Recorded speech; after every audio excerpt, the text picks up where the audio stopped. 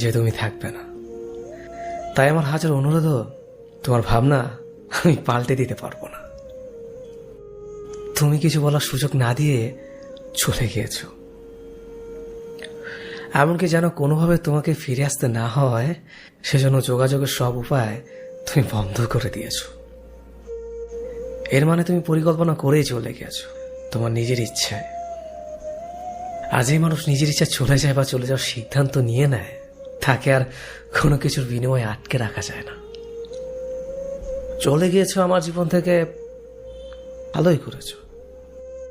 ভুল মানুষের সাথে তো জীবনটা পার করতে হলো না, কিন্তু কষ্ট লাগবে এটা ভেবে এতগুলো স্মৃতি, এতগুলো গল্প আমাদের সবকিছু ভেঙে চলে যেতে পারলে তবে আমার কষ্ট হবে, থাকতে কষ্ট